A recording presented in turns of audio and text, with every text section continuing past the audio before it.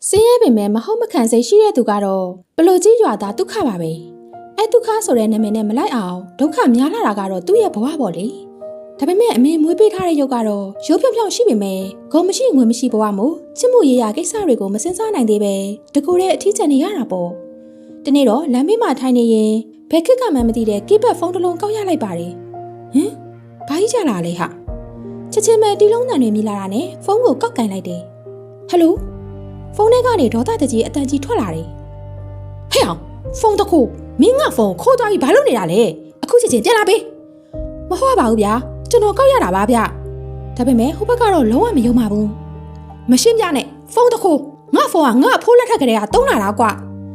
စိတ်လက်တစ်စစ်ဒုက္ခကလည်းချက်ချင်းဖုန်းကိုမြေပြင်ပေါ်ပစ်ခွဲပြီးစောင့်ပြီးနင်းချလိုက်တာပေါ့ဖုန်းပုံစံအဖြစ်ဘိုးတော်ဖျားလေးဘက်ထောက်ကစတိုင်ကြီးကိုများငါလာဆွဆွဲနေတယ်သူ့ဖုန်းဆောက်ဆုပ်ကိုငါဘာလုပ်ရမှာလဲမှတ်ကြရောအခုတော့ကွဲသွားပြီအေးရောခဏကြာတော့ဒုက္ခဟာဘယ်ဘက်တီးဆိုင်တစ်ဆိုင်ရောက်သွားတယ်အခုဘယ်ဘက်တီးတစ်ခွက်ဘယ်လောက်လဲဗျ1900ညီလေရေတအားဆနေတဲ့ဒုက္ခလည်းအိတ်ကက်ကိုလှန်လောပြီးရှာကြည့်လိုက်တော့ဟ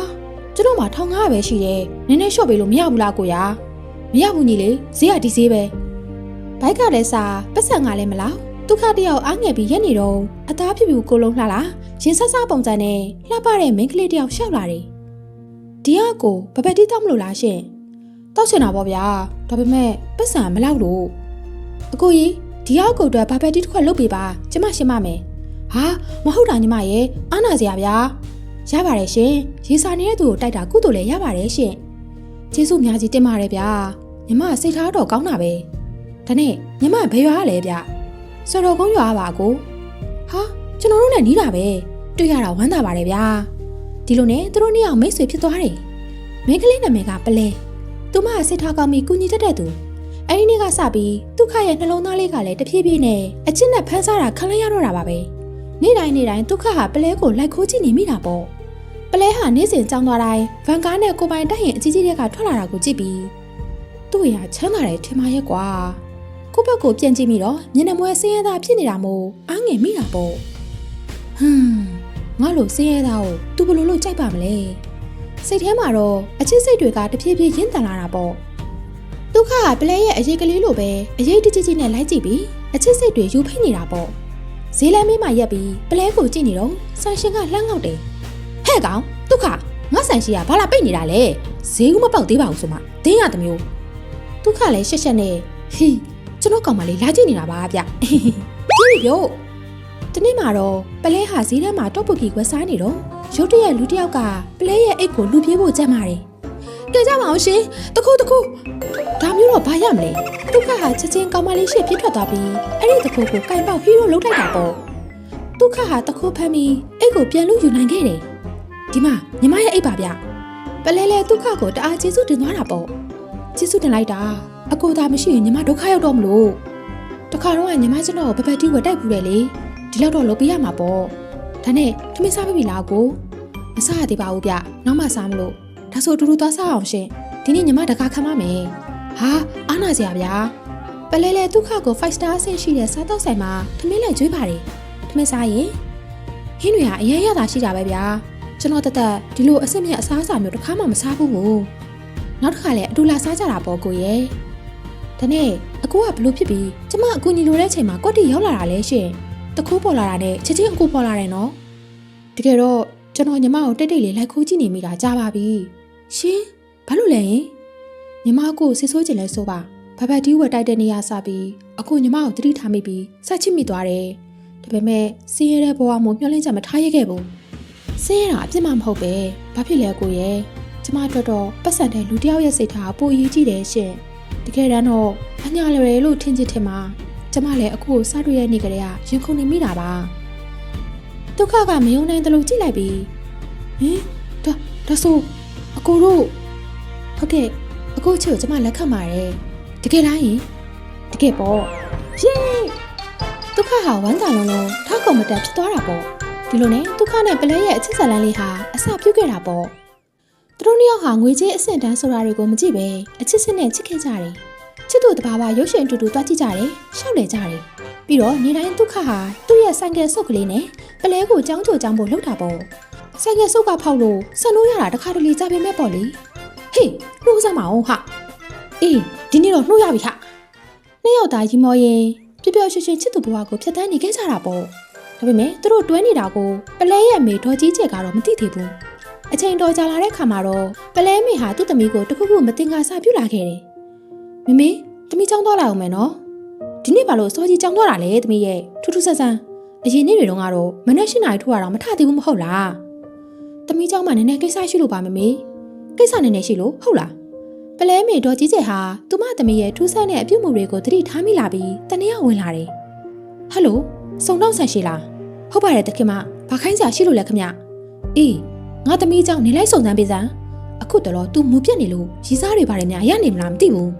ကောင်းပါပြီတခင်မခမကျွန်တော်တေချာစုံစမ်းပြီးသတင်းပြန်ပို့ပေးပါမယ်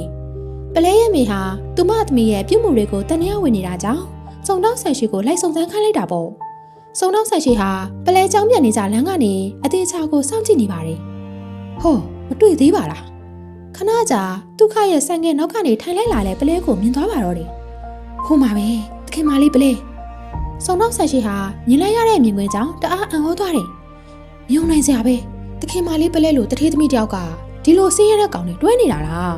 ဒီတက်တွေကိုအမြန်ပို့ရမယ်စုံတော့ဆန်ရှိဖုန်းနဲ့ရိုက်ပို့လိုက်တဲ့ဓာတ်ပုံတက်တွေကိုမြင်လိုက်တာနဲ့ပလဲမေဒေါ်ကြီးကျဲဟာဒေါ်ပုံအကြီးကျယ်ထားတော့တာပေါ့မိပလဲငါထင်တဲ့အတိုင်းပဲငါသမီးလေးတော်လှနဲ့ရောက်မှမြင်စီထွက်တယ်ကောင်မညီအိမ်ပြန်လာပါစေဦးငါနဲ့တွေ့မယ်ပလဲအိမ်ပြန်ရောက်ပြီးနောက်ဒေါ်ကြီးကျဲဟာအိမ်ဝါကနေစီးဆူပါတော့တယ်ဟဲ့မိပလဲညီမအိတ်ကွယ်ရမှာထင်ရဆိုင်နေတဲ့မိမနင်လာစမ်းနင်ကငါ့ကိုဘယ်မှမသိတဲ့အုတ်ကြားမျက်ပေါက်နဲ့ကြိုက်နေတာကိုလှုပ်ဝက်ထားရတယ်ပေါ့လေအသက်ကလေးရပြည့်25နှစ်ပဲရှိသေးတယ်ညီအဲ့ဒီကောင်နဲ့အခုချက်ချင်းလမ်းခွဲလိုက်ငါလုံးဝခွင့်မပြုဘူးသဘောလည်းမတူဘူးအမေဘက်ခေရောက်နေပြီလေသမီးအိမ်တော်ရဲ့သမီးဘာသာဆုံးဖြတ်ပေးရစေမွေးရကြိုမနဲ့တဲ့မိမပြန်ခံမပြောနဲ့ဒီလောကမှာချမ်းသာတဲ့ယောက်ျားတွေဒန်းတူရီတူတွေအများကြီးရှိတယ်နင်ကဘာလို့ဒီစင်ရသားကလေးကဝအုတ်ကြားမျက်ပေါက်ကမှတွားရရတာလဲငါတော့ရှက်လုံးလုံးတေးလိုက်ချင်တော့တယ်ညီယောက်ျားအဲ့လောက်ရှားလားသမီးသူနဲ့လမ်းမခွနိုင်ဘူးမမေသမီးသူ့တကယ်ချစ်တာဘလို့ပြောလုံးဝလမ်းမခွနိုင်ဘူးနင်ကငါ့ကိုအခန့်နေတယ်ပေါ့လေနောက်တစ်ခါသူနဲ့တွဲနေတာငါထပ်မြင်ငါလူတွေကိုလှုပ်ပြီးအဲ့ဒီကလေးကဝကိုတတ်ခိုင်းလိုက်မယ်ငါပြောတာမြင်မှတ်ထားမမေဒီလိုတော့မလုပ်ပါနဲ့မမေတိတ်ရက်ဆက်တာပဲအဲ့ဒီနေ့ကစပြီးပလဲမေဒေါ်ကြီးကျဲဟာပလဲကိုအိမ်ထဲကအိမ်ပြင်ထွက်ဖို့တင်းတင်းကြပ်ကြပ်တားမြစ်ထားတာကြောင့်သူမဟာဒုက္ခနဲ့မတွေ့နိုင်တော့ပါဘူးဒုက္ခခမများမှာတော့ပလဲတို့အိမ်ကြီးရှိမှနေ့တိုင်းလာဆောင်နေခဲ့တယ်ဒါပေမဲ့ရက်တွေအများကြီးကြာတဲ့အထိပလဲအရက်ကလေးတောင်မမြင်ရတော့ပါဘူးတဲ့ဘယ်ရီများသွားနေရလဲကွာဘာလို့ကိုစီမလာတော့တာလဲနေမကောင်းများဖြစ်နေလို့လားအိမ်ထဲဝင်သွားခြင်းပေမဲ့ဝင်လို့လည်းမရဘူးဒုက္ခဟာဝမ်းနဲ့စွာတယောက်တည်းထိုင်နေပါတယ်ဟင်အဲ့ဒါပလဲရက်ကပဲသူကြောင်းသွားမလို့ထင်တယ်ဒီနေ့တော့နောက်ကနေလိုက်ပြီးအမှန်တရားကိုသိအောင်လုပ်မယ်ဘာကြောင့်ငါ့ကိုမတွေ့တော့တာလဲသိရမှာဖြစ်မယ်ဒုက္ခဟာဆိုင်ကယ်ကိုချစ်ချင်မောင်းပြီးပလဲရက်ကားနောက်ကိုလိုက်သွားပါတယ်ကျောင်းဝင်ပေါက်အရောက်မှာဒုက္ခဟာနေရန်အကွယ်ကနေပလဲကိုစောင့်နေပါတယ်တဲခဏနေပါဦးဒုက္ခဟာပလဲနောက်ကိုလိုက်လာပါတယ်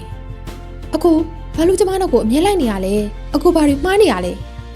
ဘာဖြစ်လို့အကူအဲ့လိုပြောရတာလဲတဲ့အကူနေတိုင်းမင်းအိမ်ရှိမှလာဆောင်နေဒါပေမဲ့မင်းကိုတစ်ခါမှမတွေ့တော့ဘူးမင်းစိတ်ညစ်နေလို့အကူကိုရှောင်နေရလားဘာသဘောလဲရင်တဲ့ပလဲကတော့မျက်နှာတင်းတင်းနဲ့ပြောလိုက်တယ်အကူကျမကိုဆက်ပြီးမနှောက်ယှက်ပါနဲ့တော့ကျမအကူနဲ့ဆက်မပတ်သက်ချင်တော့ဘူးဘာဖြစ်လို့လဲဆိုတာအကြောင်းပြချက်လေးတော့ပေးပါဦးပြောပါအောင်တဲ့ရဲ့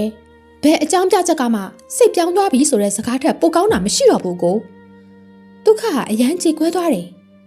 တဲ့ဘာလို့ဒီလိုစကားမျိုးပြောရတာလဲအကူတကယ်နာကျင်ရတယ်ပလဲကတော့ဘာမှမပြောဘဲလှည့်ထွက်သွားခဲ့တယ်ဒုက္ခတယောက်တည်းကြံခဲ့ပြီးတယောက်တည်းညှဉ်းညူနေမိတယ်လမ်းမေးတဲ့နေရာမှာချစ်ခင်ကျင်နာနေတဲ့ခွေးစုံတွဲကိုကြည့်ပြီးသူတို့နှစ်ယောက်ကတော့အခုထိချစ်နေကြတော့ငါတော့ဘာဖြစ်လို့အသေးကွဲနေရလဲဟင်ဘာလို့ဘယ်သူမှငါ့ကိုမချစ်ကြတာလဲအေးလေငါဆင်းရဲတာ哦ဒီလိုရုပ်မျိုးအမေမွေးထားပြီးလဲဘာချိုးရှိမှလဲရုပ်ချောတာနဲ့တမင်းစားလို့မှမရတာပတ်စံရှိရဲ့လူတွေပဲနောက်ဆုံးအချစ်ကိုဂုံတွေငွေတွေနဲ့ပဲတတ်မှတ်ကြတာပေါ့တကယ်လဲသနာစရာပါပဲဒုက္ခဟာပလဲကိုစိတ်နှလုံးအကျွေးမဲ့ချစ်ခဲ့ပေမဲ့အဆုံးမှာတော့ပလဲရဲ့မိကသူ့ကိုသဘောမကျလို့သူတို့နှစ်ယောက်လမ်းခွဲခဲ့ရတယ်အချိန်ဟာတစ်နှစ်တိတိကုန်သွားတယ်ဒါပေမဲ့ဒုက္ခဟာပလဲကိုလုံးဝမမေ့နိုင်သေးဘူးတနေ့ဒုက္ခတားရေဒုက္ခဗျာဖေဖေဘာဖြစ်လို့လဲ တာအချိန်ရောက်ပြီတာရဲ့ဘာချိန်လဲဖြစ်ပြီစစ်မှုတမ်းကိုမင်းနိုင်ရမယ့်အချိန်လေမင်းနိုင်ရတော့မှာလားဟုတ်တယ်မြင်မြင်ရီချိုးပြီးလိုက်ခဲ့တော့ဟုတ်ကဲ့ဖြစ်ပြီဒီလိုနဲ့ဒုက္ခလည်းစစ်မှုတမ်းရွေးချယ်ရေးမင်းနိုင်ဖို့ရောက်သွားတယ်သူကလက်အုပ်ချပြီးဆုတောင်းတယ်အရာရာကိုစောက်ရှောက်ပေးတဲ့မြတ်စွာဘုရားသခင်ကျွန်တော်မဲအနက်ပဲကြပါစေလူတယောက်မဲနဲ့လိုက်တော့မဲအနက်အိမ်ပြန်လို့ရပြီနောက်သူ့လက်ရောက်လာတယ်အသင့်ဖြစ်ပြီလားဒုက္ခဟာအသက်ပြင်းပြင်းရှူပြီးမင်းနဲ့လိုက်တယ်မဲကိုကြည့်ပြီးတာဝန်ခံကကြီးညာလိုက်တယ်ဂုံယူပါတယ်မင်းမဲနေကြတယ်နိုင်ငံတောင်ကိုသွားထမ်းဆောင်ရမယ်ဒုက္ခလည်းတအားအံ့ဩသွားတယ်ဟာမြန်လိုက်တာစစ်ကိုတော့မပြင်ဆင်ရသေးဘူးဒီလိုနဲ့ဒုက္ခလည်းစစ်မှုထမ်းဖို့ထွက်သွားရတော့မယ့်အချိန်ရောက်လာတာပေါ့မထွက်ခင်ဒုက္ခပလဲကိုသတိရပြီးစားတစ်စောင်းရေးတယ်တဲလီအကိုနိုင်ငံတောင်ကိုထမ်းဆောင်ဖို့2နှစ်ကြာသွားရတော့မယ်အဲ့ဒီကာလအတွင်းငါတို့တွေ့ပြတော့မှာမဟုတ်ဘူးကျမရဲ့ queue site ပါထမင်းစားပြီးတိုင်းရွေးနှွေးချမ်းတောက်ဖို့မမေ့နဲ့နော်တဲဟာဘိုင်းအောင်တက်တယ်လေတနေ့ကို17နာရီပြည့်အောင်အိတ်နော်အချို့တွေစားပြီးတနေ့တစ်ခါသွားတိုက်နော်ပြီးတော့ကြံတခါစားတိုင်းအကိုကိုသတိရနော်ဘာလို့လဲဆိုတော့နောက်ဆိုအကိုမရှိတော့ဘူးအကိုလိုချုံမိန်တဲ့လူကြောလေးမင်းဘေးမှာမရှိတော့မှာမို့လို့လေတဲ့ရဲ့စတာချစ်လို့စတာအနည်းဆုံးတော့အကိုစိတ်ထဲကစကားကိုပြောခဲ့လို့ရပါသေးတယ်စာရေးပြီးတော့ဒုက္ခဟာစာရွက်ကိုစက်ကူလင်းရင်ပြန်ပုံစံလေးခောက်လိုက်တယ်ပြီးတော့ငါမှတဲနဲ့ကုသကံရှိသေးတယ်ဆိုရင်ဒီစာလေးကိုတဲစီရအောင်ပို့ပေးပါအဲ့ဒီလိုဆူတောင်းပြီးလေထဲကိုပြစ်လွတ်လိုက်တယ်အံ့ဩစရာကောင်းတာကစက်ကူလင်းရင်လေးဟာတကယ်ပဲပလဲစီကိုရောက်သွားခဲ့တယ်ပလဲကောက်ဖက်လိုက်တော့ဟင်အကိုဒုက္ခရေးထားတဲ့စာကိုဖက်ပြီးတီးလိုက်ရတယ်အကိုက2နှစ်ကြာစစ်မှုထမ်းသွားရတော့မှာပါလားငါဘာလုပ်ရမလဲငါသူ့ကိုသွားတွေ့ရမယ်ပလဲဟာဒုက္ခစီချက်ချင်းအပြေးလာတယ်အကိုတဲကျမတောင်းပန်ပါတယ်အကိုတဲဒီလိုပြောခဲ့ရတာတကယ်မဖြစ်မနေအခြေအနေကြောင့်ပါဘာလို့ဆိုလိုတာလဲတဲရဲ့တဲမေဟာအကိုလုံးဝမကြိုက်ဘူးအကိုကဆင်းရဲလွန်းလန်လို့ပြောတယ်အကိုရဲ့အသက်အန္တရာယ်နဲ့ချင်းချောက်လို့မလွဲတာလို့ပါအကိုရဲ့ဒီလိုကြောင့်ဒုက္ခဟာခဏလောက်ငြိမ်သက်ပြီးမှအကိုတက်တည်ပြမယ်ဆင်းရဲနေလဲမြို့ကိုကောင်းကောင်းစောက်ရှောက်နိုင်နေဆိုတာတက်တည်ပြမယ်အကိုအောင်မြင်ပြီးပြန်လာတဲ့နေ့မြို့ကိုလက်ထောက်ခွင့်တောင်းမယ်ဒါပေမဲ့အကိုကိုစောင့်ပေးပါပလဲကတော့မျက်ရည်ဝဲပြီးပြောရှာတယ်အကိုတကယ်ပြောရနော်တကယ်ဘောတဲရဲ့ဒါဆိုတဲအကိုဆက်ဆက်စောင့်နေမယ်အကိုပြန်လာတဲ့အထိကျေးဇူးတင်ပါတယ်အကိုချစ်ရတဲ့တဲအထင်လွယ်တာတွေရှင်းသွားပြီးတဲ့နောက်ဒုက္ခတော့ချစ်သူနှစ်ယောက်ပြန်ဆင်ပြေသွားတယ်ဒုက္ခစစ်တယ်မဝင်ခင်နောက်ဆုံးတစ်လအတာအတွင်းသူတို့နှစ်ယောက်နေရာနှံ့လက်တွဲပြီးရှောက်နေကြတယ်အချိန်တိုင်းအတူရှိနေပြီးနောက်လွှဲရမယ့်ရက်တွေအတွက်အမတ်တရတွေဖန်တီးကြတယ်တလားဖြစ်ပြီးထောက်ခါရမယ့်နေ့ရောက်လာတယ်ပလဲကအယုတ်ကလေးတယောက်ထုတ်ပေးတယ်ဒီယုတ်ကလေးကိုယူထားနော်ကျမတို့တတိယတိုင်းဒီအယုတ်ကလေးကိုကြည့်လိုက်ဒုက္ခလည်းအယုတ်ကလေးကိုလက်ခံပြီးအကိုအကောင်ဆုံးသိမ်းထားပါမယ်ဒါပေမဲ့အကိုကတဲကိုပေးဖို့ဘာမှမရှိဘူးပတ်စံလည်းမရှိဘူးဘာမှမဖြစ်ပါဘူးကိုရဲ့ဒုက္ခဟာလမ်းဘေးကတောပန်းလေးတစ်ပွင့်ကိုပြီးသူမကိုပေးလိုက်တယ်အခုတော့ဒါလေးပဲယူထားအောင်အကိုပြန်လာတဲ့နေ့ကျရင်မင်းတို့အထူးလက်ဆောင်ယူလာခဲ့ပေးမယ်ကောင်းပါပြီရှင်ကိုယူဆိုင်ပါနှစ်ယောက်သားမျက်ရည်ဝဲဝဲနဲ့နှုတ်ဆက်ခဲ့ကြတယ်မိန်းကလေးဘက်ကတမိုးကြီးတဲ့အယုတ်ကိုအမှတ်တရလက်ဆောင်ပေးခဲ့ပြီးဒုက္ခကတော့ပတ်စံမရှိလို့လမ်းဘေးကပန်းတစ်ပွင့်ကိုပဲအချစ်အမှတ်တရဖြစ်ပေးခဲ့တယ်ဒီလိုနဲ့တနေ့ကြာပြီးနောက်လာပြီးညတညမှာဒုက္ခဟာစစ်မှုထမ်းနေတဲ့နေရာမှာကောင်းကင်ကိုမောကြည့်ရင်တပြင်းချလိုက်တယ်ဟူးတဲဘယ်လိုများရှိနေလဲမသိဘူးတကယ်ကိုလမ်းလိုက်တာကွာပလဲကိုအရန်လွှမ်းနေတာကြောင့်ဒုက္ခဟာစားတစ်ဆောင်ထပ်ရေးလိုက်တယ်တဲရီအကိုမှတာဝန်ထမ်းဆောင်ဖို့နောက်ထပ်တစ်နှစ်ပဲကျန်တော့တယ်အကိုပြန်လာမယ့်အချိန်ထိစောင့်နေပြီနော်အကိုတာဝန်ကိုအကောင်းဆုံးထမ်းဆောင်ပြီးငွေတွေစုမယ်ပြီးမင်းမေစီလာပြီးမင်းကိုတရားဝင်တောင်းရလက်ထပ်မယ်တစ်ဖက်မှာတော့ပလဲဟာဒုက္ခပြန်လာမယ့်နေ့ကိုတနေ့ပြီးတနေ့စောင့်မျှော်နေခဲ့တယ်သူ့စိတ်ထဲမှာဒုက္ခကိုချစ်တဲ့စိတ်ကလုံးဝမပြောင်းလဲခဲ့ဘူးအကိုဒုက္ခတဲရန်လွှမ်းနေခုချိန်ဆိုအကိုဘယ်လိုများရှိနေမလဲမသိဘူးမြန်ပြန်လာပါနော်ကျမရန်လွှမ်းလို့မနေနိုင်တော့ဘူးနောက်တစ်နေ့ဒုက္ခပို့လိုက်တဲ့စာဟာပလဲအိမ်ကိုရောက်လာတယ်အိမ်စေကန်ကစာကိုကောက်ယူပြီးပလဲရဲ့အမေဒေါ်ကြီးကျက်စီပေးလိုက်တယ်တခင်မအိမ်ရှိမှာစာတစ်စောင်တွေ့လို့လာပေးတာပါဘသူပို့တာလဲတော့မသိပါဘူးပေးစမ်းငါကြည့်မယ်စာကိုဖွင့်ကြည့်လိုက်တော့တဲအကိုမျိုးကိုအရန်လွှမ်းနေနောက်တစ်နေ့ဆိုအကိုနိုင်ငံတော်ဝန်ကပြန်လာတော့မယ်အကိုစောင့်မေနော်အကိုမင်းမေသဘောကြောင့်အစွမ်းကုန်စူးစမ်းမယ်အဲ့ဒီခါငါတို့လက်ထက်ကြမယ်စာဖတ်ပြီးတာနဲ့ပလဲရဲ့မေဒေါ်ကြီးကျယ်ဟာဒေါသတအားထွက်သွားတယ်ဟဲ့ပေါက်လို့ပင်စားကောင်လေးနဲ့အခုထိအချင်းချင်းချစ်နေကြတော့လားဟွန်းအနုလက်နဲ့ရွှေခွက်တိုက်လို့ဟိုကောင်ကလည်းအဝေးမှာသွားလုံးနေနေအောင်စာအုပ်လာပို့နေသေးတယ်ငါနေတို့လုံးဝအစမပြေစေရဘူးသဘောလဲလုံးဝမတူဘူး ဒီစာကိုလည်းပလဲလုံးဝမမြင်စေရဘူးအဲ့ဒီလိုပြောပြီးစာကိုချက်ချင်းဆုပ်ဖြဲပစ်လိုက်တယ်ပြီးတော့ဒေါ်ကြီးကျဲဟာပလဲအတွက်တစ်ခုခုကြံမာတော့တယ်ဒီတိုင်းတော့မဖြစ်ဘူးဟိုကောင်ပြန်မလာခင်ငါသမီးကိုအိမ်အောင်ချပေးမှဖြစ်တော့မယ်ပြန်ရောက်လာရင်ခိုးရလိုက်ပြေးသွားမှဟုတ်ပြီဖြစ်နေမယ်ဟွန်းသမီးတယောက်မွေးထားရတာလည်းမလွယ်ပါလားနွားတစ်ထောင်ထိရတယ်လို့ပဲပလဲရဲ့မိဟာဖုန်းကောက်ကင်လိုက်ပြီးတယောက်ယောက်ကိုခေါ်လိုက်တယ်ဟယ်လိုမမစိန်ချယ်လားဟုတ်ပါတယ်ဘာကိစ္စရှိလို့လဲညီမလေးရဲ့ဒီလိုပါကျမမှာသမီးတယောက်ရှိတယ်အခုဆိုအရွယ်ရောက်လာပြီလှလဲလှတယ်မိမလည်းပြီးသားတယ်အိမ်မှုကိစ္စဟင်းချက်တာအကုန်လုပ်တတ်တယ်အဲ့ဒါကြောင့်မမရဲ့သားနဲ့ဆွေမျိုးတော်ကျွန်တော်ဆက်သွယ်တာပါဘလို့သဘောရလဲဟဲအတိုင်းထက်လွန်ပေါ့ဒီလိုမိန်းကလေးမျိုးဆိုမမလည်းသဘောကျတာပေါ့ဒါပေမဲ့မမသားကိုအရင်မေးလိုက်အောင်မယ်နော်ရပါတယ်မမစင်ချဲဟာတားဖြစ်သူမောင်မောင်ကိုခေါ်လိုက်တယ်တားကြီးမမေမေးစရာရှိတယ်ဘာများလဲမမေတားမအခုစိတ်ဝင်စားနေတဲ့မိန်းကလေးပါညာရှိသေးလားဘာလို့မေးတာလဲမမေမိတ်ဆွေတယောက်ကသူ့သမီးနဲ့တားကိုမိတ်ဆက်ပေးခြင်းလို့မမောင်ကရီပြီးပြောတယ်မမေဖြေဖို့ကလွယ်ပါတယ်အရင်ဆုံးအဲ့ဒီကောင်မလေးကဘလို့ပုံစံလဲပြောပါအောင်သူပြောတာကတော့အရက်မြင့်နဲ့ခါသေးတယ်ကိုလုံးလှတယ်တင်မလည်းလှတယ်ကတာဆိုလဲတော်တယ်တဲ့စကားတော့မဆုံးသေးဘူးယူမဲမီတားသဘောတူတယ်တားခုတီရီးစားလည်းမရှိဘူးတားစိတ်ထဲမှာဘာမှမရှိဘူးကောင်းတဲ့သားပြီးတော့ပလဲရဲ့မေစီပြန်ဖုန်းဆက်လိုက်တယ်ညီမလေးမမသားသဘောတူတယ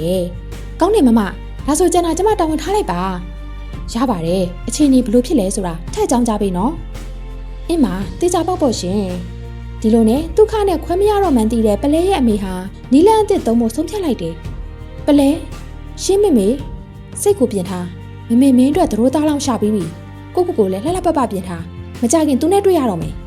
ပလဲကတော့အကြောက်ကန်ချစ်ချင်းညင်းလိုက်တယ်မရဘူးမမေသမီးလုံးဝမယူဘူးသမီးမှချစ်ရတဲ့သူရှိတယ်ငါမသိဘူးလို့နင်းထင်နေလားဘလို့ပဲဖြစ်ဖြစ်နင်းတို့နှစ်ယောက်ကိုငါလုံးဝသဘောမတူဘူးငါစီမံတဲ့အတိုင်းနင်းနာခံရမယ်ဒါပဲငါမမစိန်ချင်နဲ့အကုန်ပြောဆိုပြီးသွားပြီနင်ငါ့ကိုမျက်နှာမပြတ်စင်နဲ့နားလေလားထပ်မပြောချင်ဘူးသမီးမယူဘူးအကိုဒုက္ခလွင်ဘသူမှမယူဘူးအကိုဒုက္ခကိုပဲစောင့်မယ်မမေယူချင်းမမေဘာသာသွားယူလိုက်ပလဲမေကပိုးပြီးဒေါသထွက်သွားတယ်ဟဲ့မလိမ္မာတဲ့ကလေးမညီမအေးကိုဒီလိုပြောစရာလားဟဲ့ညီဘဝရှေ့အတွက်ပြောနေတာညီကိုမွေးထားတာဝိုင်းဆက်လိုက်တာအေးညီကဒုက္ခပဲရွေးချင်တာလားကောင်းပြီငါကြည့်ရသေးတာပေါ့ညီဘလောက်ကြာညီကောင်စောင့်နေနိုင်မလဲလို့ဟိုကောင်ကတကယ်ကိုပြန်လာမလားကြည့်ကြသေးတာပေါ့ပလဲခမမျက်ရည်ဝဲပြီးပြန်ပြောတယ်အကိုဒုက္ခသမီးကိုဘရောမှပြစ်ထားမှာမဟုတ်ဘူးမေမေအမေဖြစ်သူကသမီးရဲ့ဂလန်ကစားစကားကိုကြားတော့ပို့ပြီးဒေါသထွက်သွားတယ်သမီးဖြစ်သူပလဲကသူမပြောတဲ့စကားကိုလုံးဝနားမထောင်တဲ့အတွက်ဒီတိုင်းဆိုရင်တော့မဖြစ်ဘူးငါနီးလက်အစ်စ်သုံးမှရမယ်ဘလို့ပဲဖြစ်ဖြစ်ဟိုဒုက္ခဆိုတဲ့အကောင်ပြန်မလာနိုင်အောင်တားရမယ်ပလဲရဲ့မိဟာနောက်ဆုံးမှာတော့အာနာရှိတဲ့ဘိုးချုပ်ဖူကြီးစီဖုန်းဆက်လိုက်တယ်သူမအဲ့ဒီထပ်ပိုင်းနဲ့အဆက်အသွယ်ရှိတာကိုဟယ်လိုဘိုးချုပ်ဖူကြီးလာ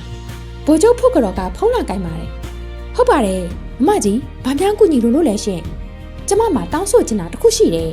ဒုက္ခဆိုတဲ့ကောင်လေးရဲ့စစ်မှုရန်ကာလကို2နှစ်ကနေ4နှစ်အထိတိုးပေးလို့ရမလားကျမလိုချင်တာအဲ့ဒီကောင်လေးကျမသမီးစီအချိန်မီပြတ်မလာတာပဲဘိုးချုပ်ဖူကြီးကတော့လေမဆိုင်မတော့ပြန့်ဖြေးတယ်စိတ်ချပါမမကြီးဒီလောက်ကိစ္စလေးကလွဲပါတယ်သူပြန်လာလို့မရအောင်ကျမတို့စီစဉ်ပေးလိုက်မယ်ပလဲရဲ့မိကကျဉ်းတ်သွားတယ်ဒါဆိုကောင်းတာပေါ့ရှင်အဲ့ဒီဖုန်းပြောဆိုမှုအပြီးအချိန်နဲ့တဖြည်းဖြည်းကုန်ဆုံးသွားပြီးသူကအင်ပြန်ရမယ်2နှစ်ပြည့်တဲ့နေ့ရောက်လာတယ်သူကလည်းအင်ပြန်ရောက်မှာဆိုတော့အရန်ပျော်နေတာပေါ့နောက်ဆုံးတော့2နှစ်ပြည့်ပြီ